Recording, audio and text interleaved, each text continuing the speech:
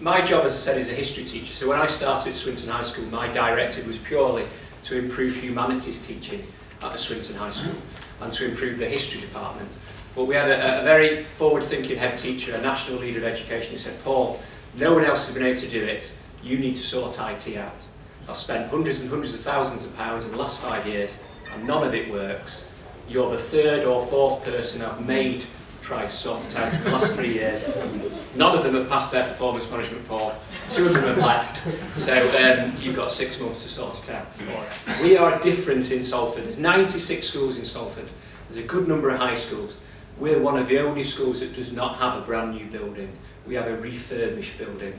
So our school celebrated its 100th anniversary in 2012, and we're a mishmash of old primary schools, secondary modern schools, part of the grammar, a bit of a refurb, and a technology block which was built over a mine shaft which had to pour about 4,000 litres of concrete, 4,000 gallons of concrete into it to make sure it didn't collapse down it. We're still trying to move forward, and one way we think we can be innovative is through an innovative IT provider, which is what I believe I stumbled across last year.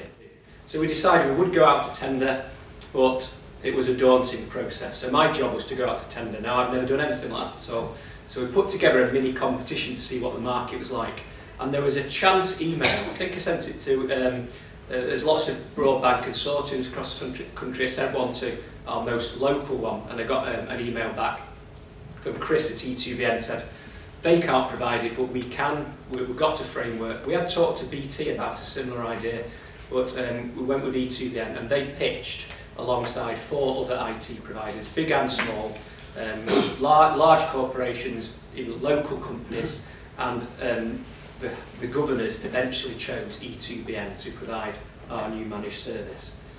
Now, the framework, if anybody is tasked with buying IT, is a godsend, because they do it all for you.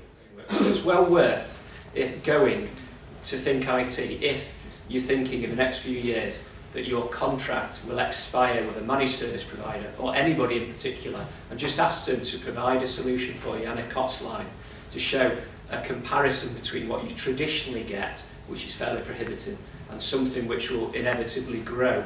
With all the magnificent presenters and examples of technology here, which they integrate for you into one service and one price. So what I'm trying to get across here is they give you the technology which will work and integrate it seamlessly into one package, and you pay for the package, and then they make it work for you, which is an awful lot different from what we've had previously.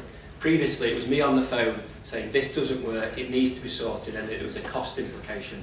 The cost across this whole framework is set in stone for the length of the contract, and we'll get the innovation.